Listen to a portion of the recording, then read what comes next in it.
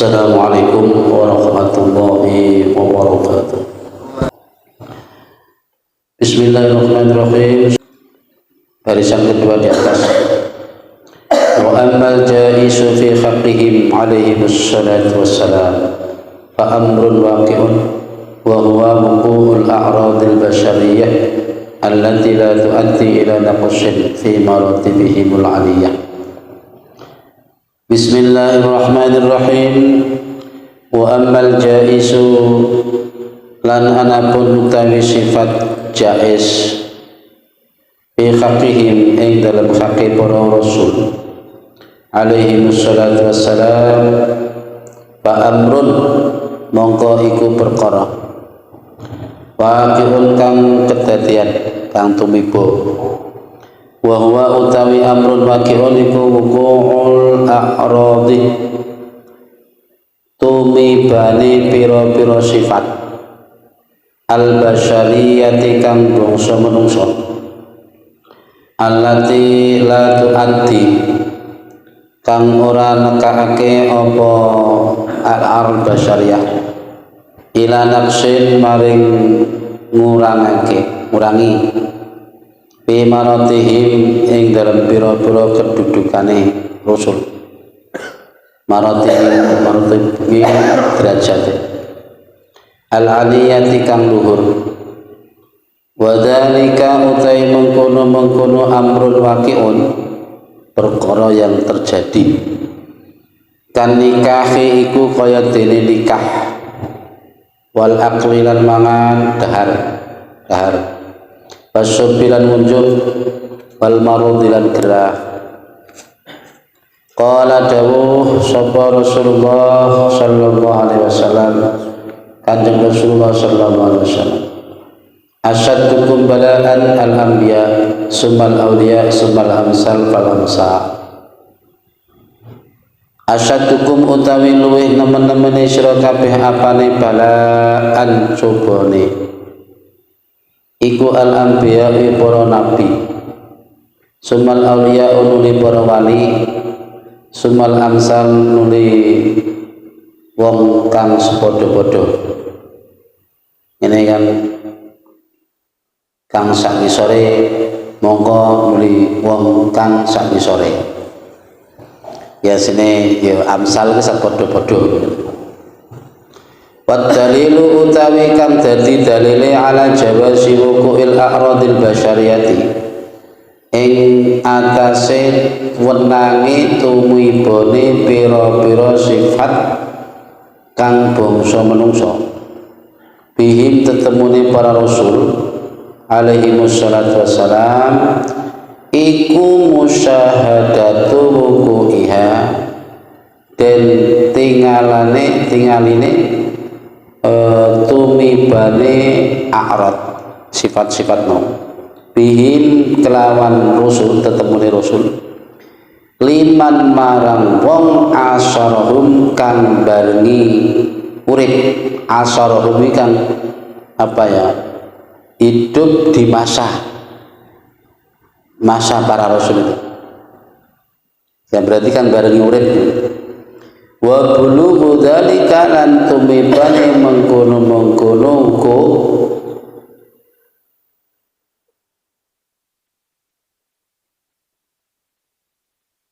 bitawaturi kelawan tompo tinompo. Maksudnya tawatir iki berangsur-angsur ligorihi marang liyane wong iman wa aidon lan kelawan maneh utawi para rusul iman khalilaken iku yataraqauna padha ningkat mundak rokoi maknane naik munggah ningkat sapa para rasul fil maratibi ing dalem pira-pira kedudukan atau derajat al-aliyati kang luhur wa wuqu'ul amradi utawi tumibane pira-pira penyakit bihim tetemune para rasul masalan ing dalam upamane iku ziyadatun kron iku ziyadatun nambahi fi maratibihim ing dalam pira-pira derajate para rasul atau kedudukane para rasul al aliyati kang luhur wali ajli ayyatasallah lan krono arae yento marem ati ini nyata salah iki maknane lolos ngelusur atau lolos bihim sebab para rasul sapa ghairuhum liyane para rasul wa ya'rifanan yanto ngerti sapa al-aqilu wong kang duweni akal annad dunya ing setuhune dunya iku laisat ora ana apa dunya iku daru jazain panggonane piwales pembalasan li akhibaihi ta'ala kedue para kekasih Allah ta'ala it laukanat krana lamun ana apa dunya iku daru jazain panggonane pembalasan lam yusibuhum mongko ora ngenani ing para rasul utawa akhibah apa syai'un suwi-wiji min kaduratiha kang tetep saking pira-pira regete donya bahwa mongko utawi wukuk utawa tumibane penyakit dan sebagainya iku ziyadatun nambahi fi huluwi maratibihim ing dalem luhure pira-pira derajate para rasul alaihi wassalatu wassalam batilka mongko utai mengkono-mengkono kang kasebut matkur maksudnya keterangan sing wis kliwat mulai dari sifat wajib para rasul papat mukhal para rasul papat terus sekarang jaise satu terusan iku khamsuna dadi 50 apane akidah wis genep 50 bi adallatiha kelawan pira-pira dalile khamsina yajma'uha kang wis ngumpulake ing khamsina apa quluna pangandikan ingsun la ilaha illallah Muhammadur Rasulullah rupane kalimat la ilaha illallah Muhammadur Rasulullah sampai situ dulu. Kali ini sampai pada sifat jaiz para rasul benang. Jadi saya ulangi, dari sifat wajib Allah Ta'ala ada 20, mukhalnya 20, jaiznya Allah Ta'ala 1. Jumlah berarti 41. Ditambah sifat wajibnya para rasul 4, sifat mukhalnya para rasul juga 4. Terus jaiznya para rasul 1. 4 8 ditambah 1 9 ditambah 41 tadi genap 50 yang biasa disebut aqaid 50 bundelan 50 yang ini tidak boleh kita abaikan karena hukumnya wajib kita mengetahui wajib hukumnya orang mukallaf wajib mengetahui sifat-sifat wajib Allah Ta'ala, mukhal Allah Ta'ala, sifat wajib para rasul, mukhal para rasul, dan jaiz para rasul. Wajib. Wong pian ngarani aqaid 50. Nah, ini harus tahu. Sifat wajib Allah Ta'ala mulai wujud sampai mutakaliman. Itu tidak harus hanya dikenal atau dihafal. Tapi harus dipahami ya, benar-benar dipahami. Kemudian sifat yang 20 itu yang wajib itu kan dibagi menjadi 3, sifat nafsiyah, sifat salbiyah, dibagi 4, sifat salbiyah, sifat ma'nawi dan ma'nawiyah. Bicara tentang sifat, sifat itu ghairu mausuf. Sifat itu sesuatu yang bukan disifati, yang bukan sesuatu yang disifati. Gitu ya? Yang dinamakan sifat adalah sesuatu yang bukan disifati, atau bukan sesuatu yang disifati itu. Benar. Sifat Gusti Allah berarti ya bukan dzat Allah. Benar kan? Tapi nek arane kok berarti sifat dhewe karo dzat. Lah ini malah juga enggak boleh. Karena itu satu. Ya, tapi secara akliyah pun juga kita bisa membuktikan. Saya kira sifate banyu mili. Ya, sifate banyu adem. Sifate banyu ki nek kena kain meresep. Ini kan sifat-sifat yang ada di air. Jadi sifat meresep, sifat milih, sifat adem itu sebetulnya sesuatu yang ditampakkan, yang muncul dari air itu sendiri. Tapi itu bukan air itu. Itu sifat yang dikeluarkan. Makanya sifat itu ghairul masuk. Sifat adalah selain sesuatu yang disifati. Kayak kemarin contohnya kayak baju ya. Baju itu ada merah, hijau, kuning. Itu berarti kan warnanya. Terus ya sifat banyak yang sifat yang muncul dari baju itu. Baju kan katakan kain lah. Ada warna hitam, kuning, hijau, putih.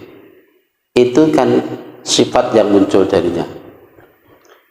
Kuning, hitam, merah itu bukan hakikat kain itu. Gitu? Sesuatu yang tampak dari kain itu. Gitu. Itu sifat namanya. Baik, kita langsung kepada sifat jaiznya Allah Ta'ala yang satu, jaiznya para Rasul. Sifat jaiz para Rasul yaitu al-a'radul basyariyah allati la tu'addi ila naqshin fi maratibihim. Nek sifat jaiz Allah Ta'ala ka fi'lu kulli mumkinin au tarkuhu. Ada sifat jaiz para Rasul dieling-elingi kapal al-a'radul basyariyah. Rasul itu mempunyai sifat-sifat manusiawi. Karena Rasul itu juga dari jenisnya menungso, manusia juga. Maka juga mempunyai sifat-sifat manusia biasa. Tapi sifat ini tentu sifat yang berbeda dengan sifat-sifat layaknya manusia biasa. Gitu. Tentu ada kelebihan. Tentu ada bedanya. Seperti contoh di sini kayak makan, minum, tidur, nikah, juga sesekali mengalami sakit. Itu manusiawi sekali, karena memang para Rasul itu juga manusia, gitu. Dan diutusnya para Rasul dari jenis manusia kepada manusia itu salah satu bentuk kebijakan Allah, rahmati Allah. Andaikan manusia ini ya tidak ada utusan, tidak ada yang membawa risalah ilahiyah, ya dah, urusan Gusti Allah karena sing kenal, mergo ora nek utusan. Hidup manusia gak nek tatanan, sing kuat menang, menindas yang lemah. Pokoknya kehidupan manusia kayak dene kewan, ya dah, nggak mengenal Tuhan, nggak mengenal tatanan, nggak pengenalan peradaban. Akan jadi apa kehidupan begitu? Dan manusia diciptakan bukan untuk begitu. Makanya Allah menurunkan utusan. Dan Allah mengutus utusan itu sangat bijak. Karena ini utusan akan ditugaskan untuk menyampaikan sesuatu kepada manusia, maka utusan itu pun juga diambil dari jenis manusia, jadi bangsa manusia sendiri. Andaikan Allah mengutus malaikat untuk membawakan risalah kepada manusia, maka manusia akan mengalami kesulitan. Malaikat ora ketok, termasuk jenis makhluk sing halus. Umpama arep gawe ceramah iki nerangno babakan syaratnya sholat, bingung toh? Piye lah nglakon? Arep nerangne masalah hukum zina, hukum mabuk-mabukan dan sebagainya. Ini ayatnya, ini wahyunya. Bagaimana nerangne? Wong kon ngumpul tiba malaikatnya gak ketok. Kan sulit toh? Maka para rasul itu manusia juga, benar. Basarun tapi la kal basar.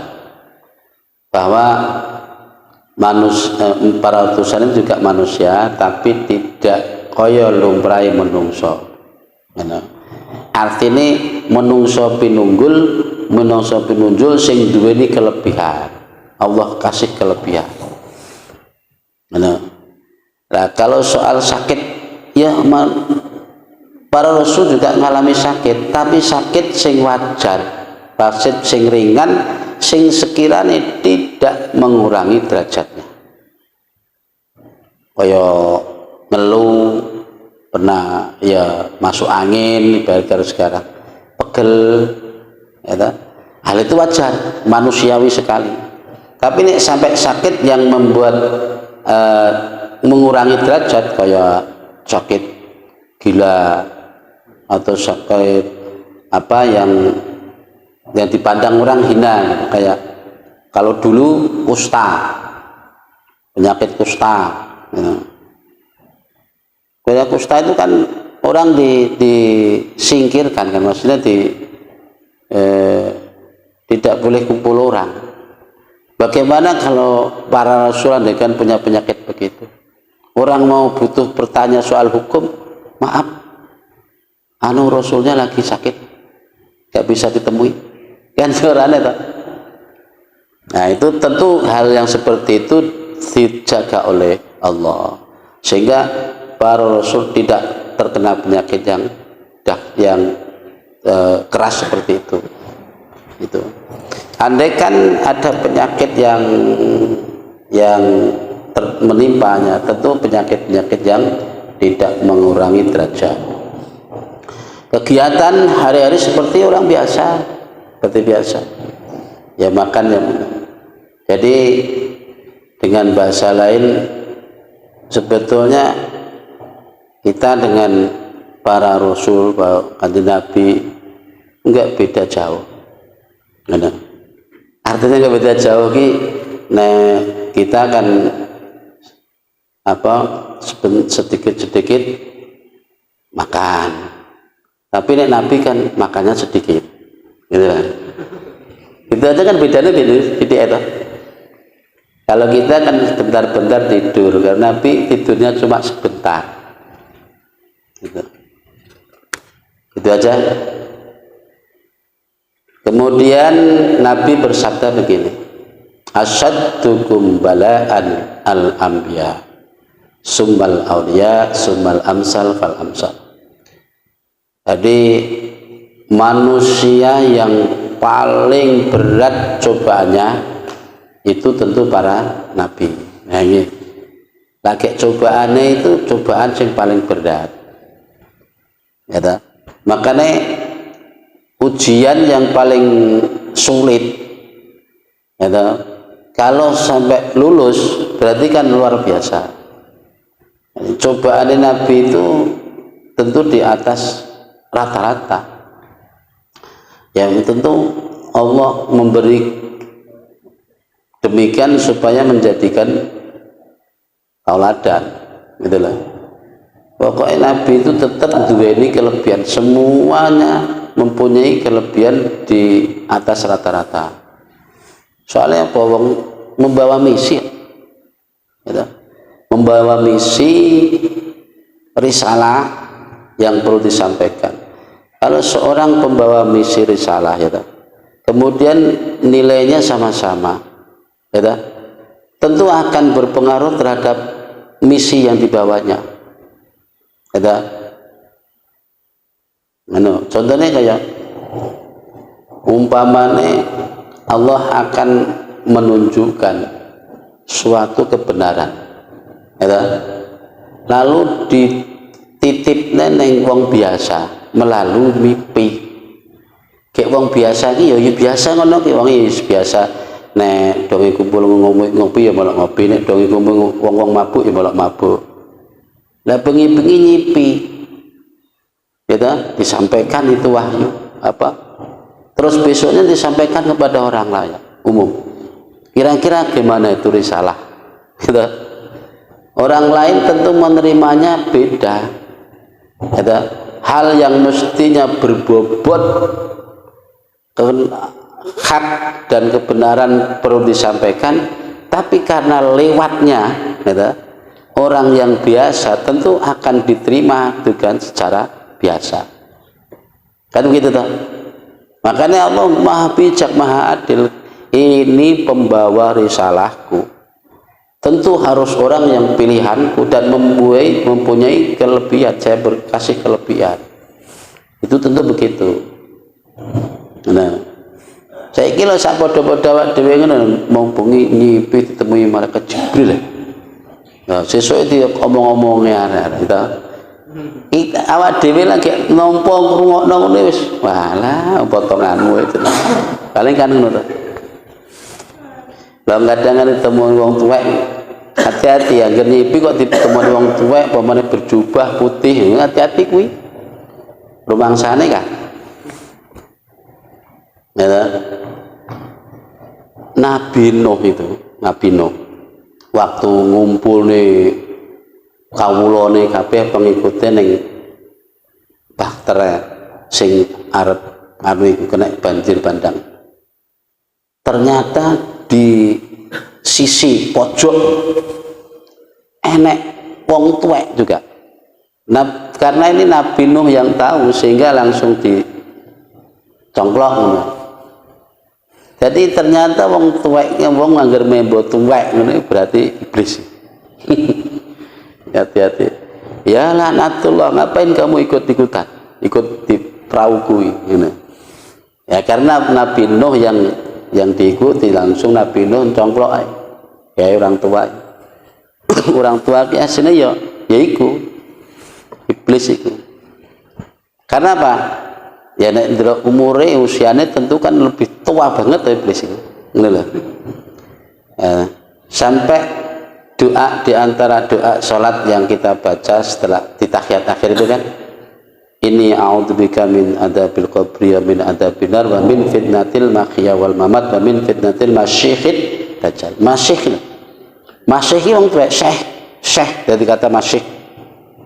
Masyikh wong tuwek ad-dajjal kang akeh gorohe, pendusta. Ngene. Makanya nek nyipi ketemu wong tuwek pemon berjubah yo kadang kala sih. Kadang-kala itu mungkin ya leluhur kita atau mungkin guru-guru kita. Tapi nek mau nek gak nek opo-opo, ya toh, is wayah turu ya turu. Dadak begini nyipi ketemu wong berjubah. Ini kan putih-putih, jenggote dawa. Terus ngomongi, anu le sesuk sumurmu iku duduk ning kono ki enek sesuatu. Akhirnya duduk nanti tiba-tiba nek papane. Jadi yang begitu itu tipuan. Kecuali nek sebelumnya kita memang sudah melambari amalan. Orang yang mungkin lagi riyadhah, puasa, atau punya amalan sholawat, dzikir dan sebagainya. Nah, dalam bertakarubnya itu bisa jadi didatangi. Itu pun juga tidak menjamin, artinya tidak mesti itu dari malaikat, ya. Dan itu benar penuh jebakan. Setan memanfaatkan betul itu. Iki kayaknya wiridannya mononya sih dijaluk iki. Ini tak nyusup sih aku. Jadi nyusup jadi wong tuwek yang berjubah. Kok senengannya wong sing berjubah. Jadi kesannya kan orang yang berjubah itu ternyata maha syekh, maha guru. Kan? Banyak pengalaman-pengalaman orang yang ditemui, katakan Nabi Khidir lah, gitu. Yang tentu orang ditemui ini orang yang kelas-kelasnya memang. Itu pun tidak dengan pakaian yang mewah seperti itu, gitu. Rata-rata ya anak sing membo jadi tukang sampah, gitu kan? Itu sering kali, gitu. Orang kok berjubah. Nah itu hati-hati, ya. Kembali kepada dawuh Kanjeng Nabi mau bahwa asyaddukum bil bala al anbiya. Jadi di antara manusia yang paling berat cobaannya yaitu para nabi. Kemudian para wali. Jadi wali itu tentu wong-wong sing sudah lulus diuji dening Gusti Allah. Ujine yo akeh. Makane kaya awak dhewe ngene iki kena ujian sithik wis sambat. Ngono kuwi kaya wis gak nek bakat belas dadi wali. Ya ta. Nek waliane mbok. Dadi iki kane piye ngono kuwi aja.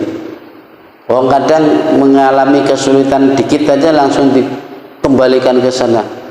Artinya ora dirasakne sih, ora dikoreksi sih, ora diselami dulu. Langsung balik norono. Iki piye ta karepe Gusti? Padahal ora nek salah apa iki. Berarti langsung dilempar ke sana lagi. Ora dianalisa dulu, iya. Aku digawe ngene iki piye karepe ada apa ini? Ada yang salah, ada yang perlu dibenahi atau bagaimana. Jadi kan menurut para wali itu tentu sudah melewati hal seperti itu. Hal-hal yang ruwet barang itu sudah dilewati. Sehingga lulus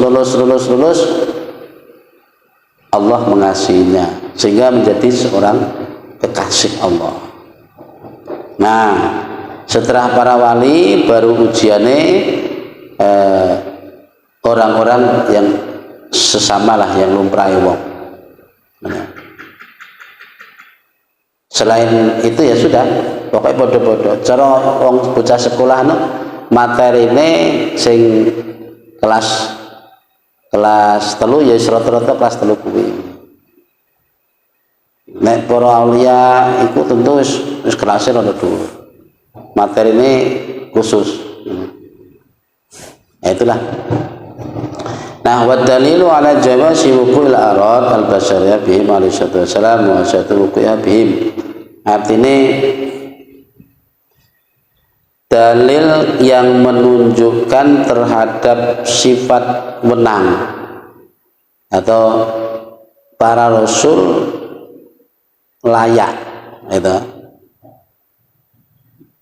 mempunyai sifat al-a'radul basariyah, sifat kemanusiaan, apa manusiawi,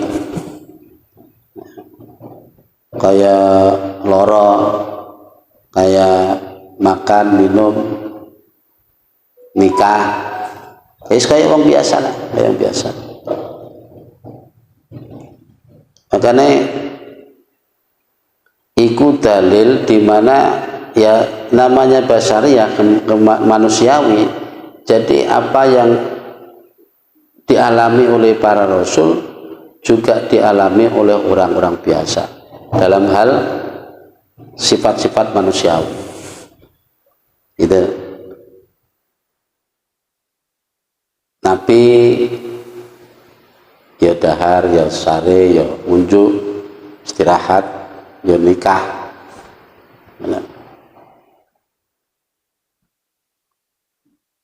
Jadi nikah itu salah satu bentuk manusiawi. Ora kok sing bicara nikah terus wah itu sunah Rasul. Gitu. Pemane nek malam Jumat tok ilingi. Jadi sing diling-iling sunah sama sunah Jumat itu sunah Rasul sing tok kuwi. Padahal ini keterangane sunat Jumat. Coba didelok neng kitab itu, baik neng Irsyadul Ibad, baik neng iki Bidayatul Hidayah. Mulai dari Kemis itu loh banyak sekali sunat-sunat untuk menghadapi hari Jumat. Ora kok malam Jumat nih sunah Rasul. Pengertiannya mung sitok kuwi. Ya.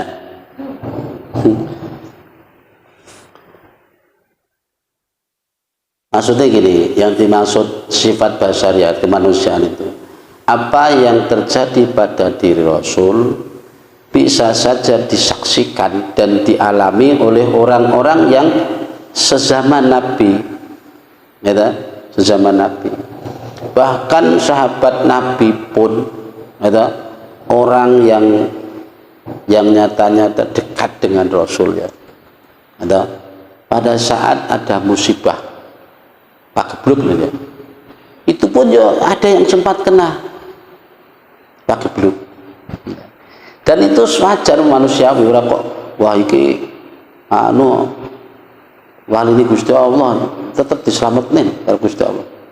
Lah nek ngono iki kok ora lepas dari sifat manusiawi. Gusti Allah sebetulnya juga lebih mampu, ya, menyelamatkan Nabi dari sifat-sifat itu. Bahkan Nabi sendiri itu pernah kena tenun. Nah sihir ya. Makanya turunnya surat An-Nas itu kan gara-gara itu toh. Benar. Surat An-Nas itu. Semen coba dilihat asbabun nuzul dari sifat surat An-Nas. Berarti An-Nas qul a'udzu birabbin nas malikin nas dan nas. Di antaranya itu Nabi sendiri sempat kena anteman gitu kan. Karena Gusti Allah ingin menunjukkan ini juga para Nabi ini juga manusia. Jangan sampai tragedi itu terulang terjadi di mana Isa alaihissalam justru diagungkan sedemikian rupa oleh pengikutnya. Gitu. Dianggapnya ya benar manusia yang luar biasa memang, gitu, Nabi Isa. Orang luar biasa. Sampai taat ning Gusti Allah itu gak sempat duwe omah, gak sempat kawin. Pokoknya hari-hari mau dakwah. Kalau menceritakan perjalanan Nabi Isa itu ngeres, jadi enek mung air mata. Nabi Isa bersama ibunya. Saya pernah membaca sejarah Nabi Isa, masya Allah luar biasa. Jadi seluruh hidupnya hanya untuk taat pada Allah, sehingga sampai dikulturkan oleh para pengikutnya, dijadikan sebagai. Nah hal itu tentu ya Allah menghendaki lain lah. Ini utusan berikutnya jangan sampai seperti itu, sehingga dijadikan sebagai Tuhan, dianggapnya anak Tuhan. Nah itu gak di zaman Rasul. Makanya Nabi kadang yang makanya kan bareng-bareng dahar bareng koyo koncone. Jadi menunjukkan iki lho, aku kayak menungso biasa. Cuma ojo dianggap menungso biasa bagi kita lah ya. Artinya satu sisi kita memang memandangnya bahwa sifat-sifat manusiawi tetap kental pada diri Rasul. Namun satu sisi ada kelebihan. Karena kan yaitu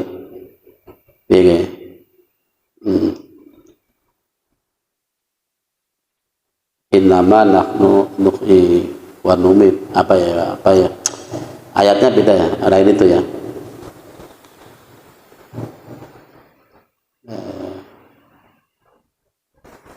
Saya ini manusia biasa, Kanjeng Nabi dawuh. Ini Al-Qur'an padahal lupa ayatnya.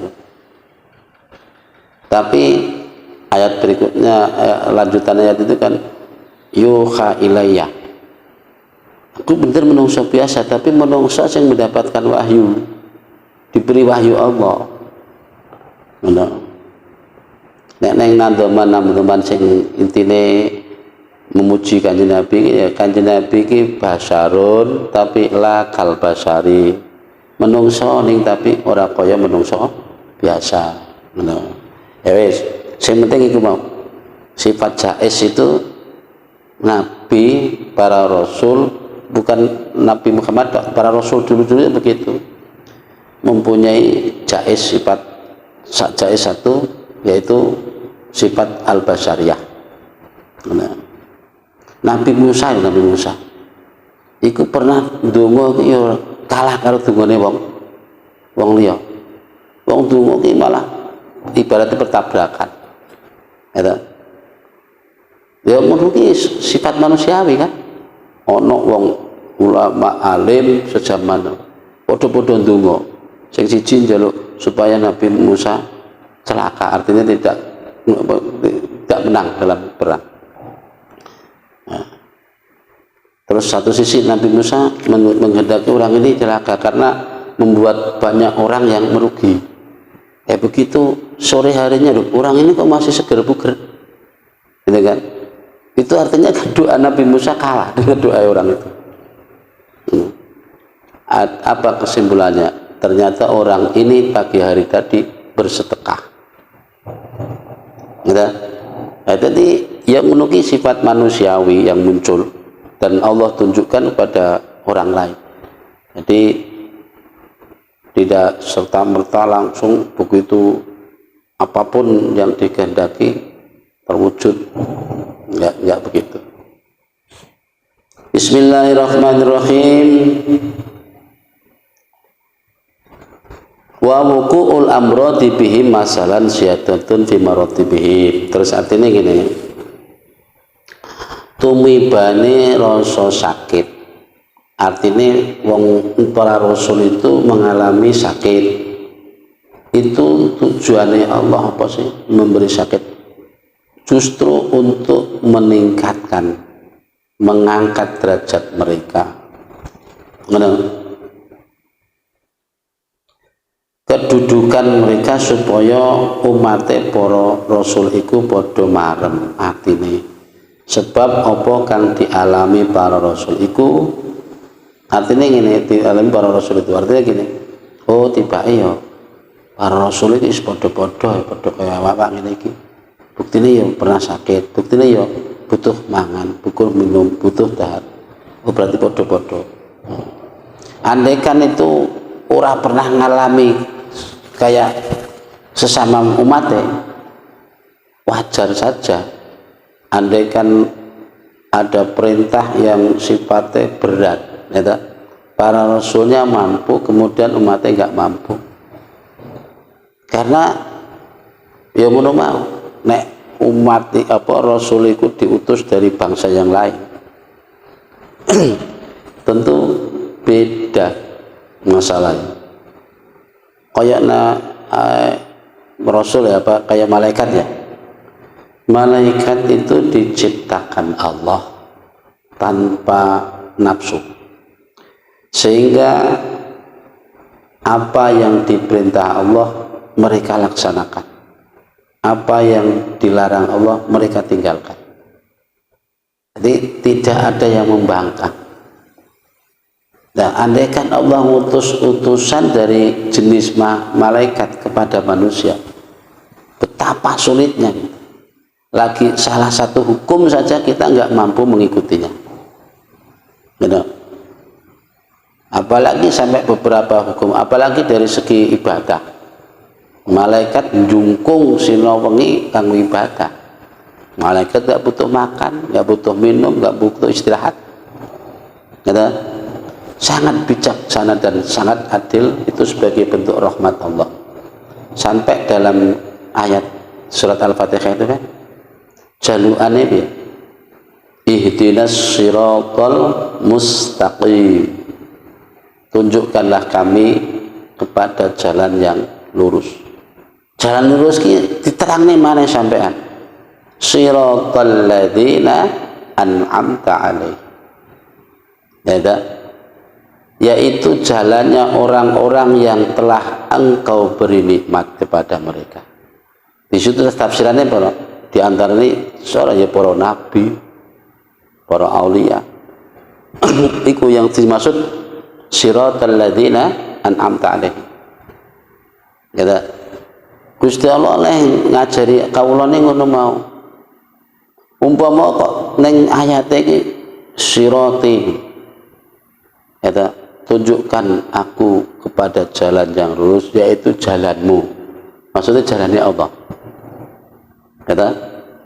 Seorang hamba mana mungkin mampu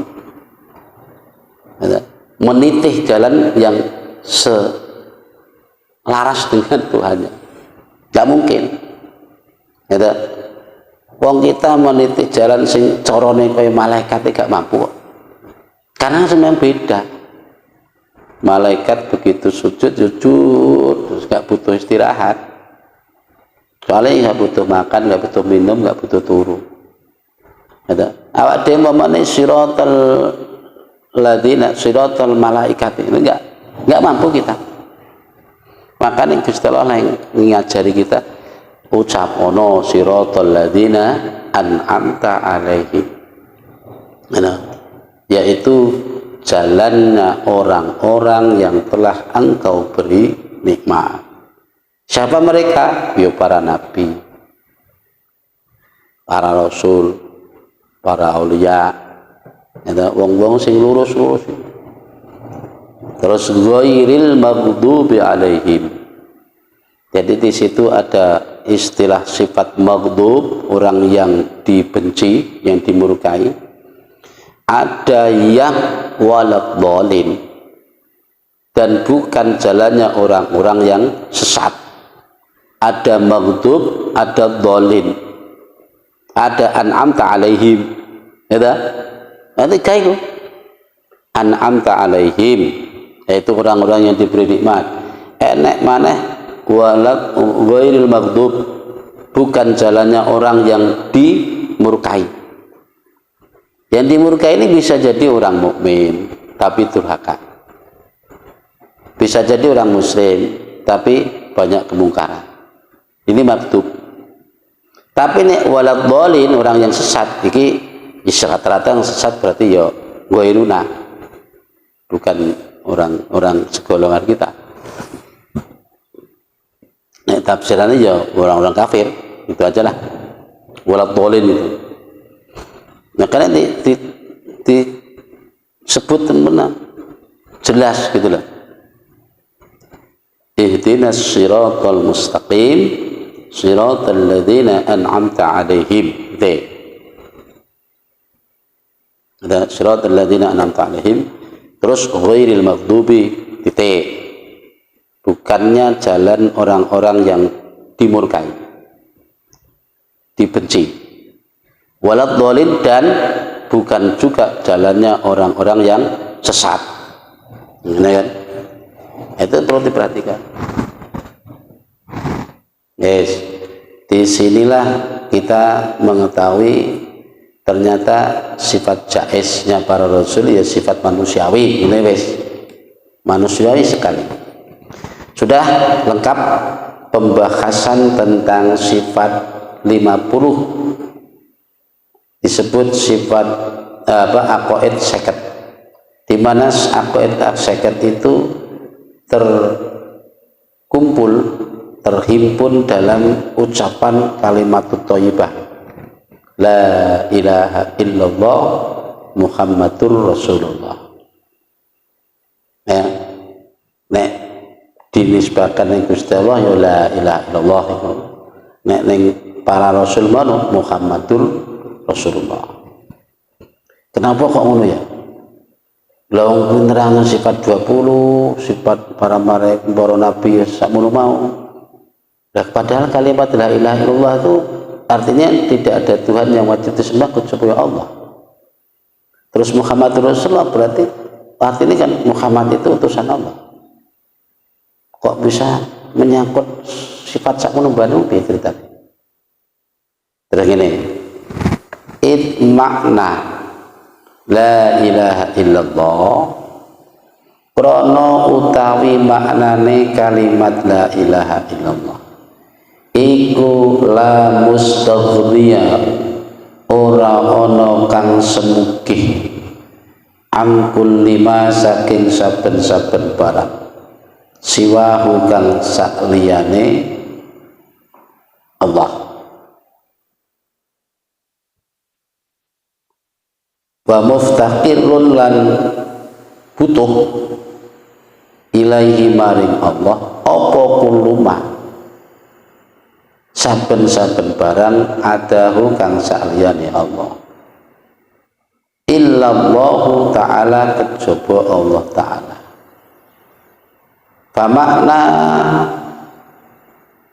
ha mongko utawi maknane la ilaha illallah iku murakkabun kasusun dan susun min syai'aini saking perkara loro wal mustaghni lan utawi kang semugi an kulima saking saben-saben barang siwahu kang sakliyane Allah iku layakunu ora ana apa masiwa illa maujudan kejaba angin iku dat kang maujud qadiman tur kang dingin bagian kang tetep langgeng maksudnya kok iman kang junumang binafsi kelawan datit Allah mukhalifan lil khawatis tur kang nulayani marang kabeh makhluk munazzahan tur kang mohos bersih angkuli naksin saking saben sifat kang kekurangan wa dzalika ta mengkono kang sinebut kabeh mau artine sing duweni sifat al mustaqbil iku yujibu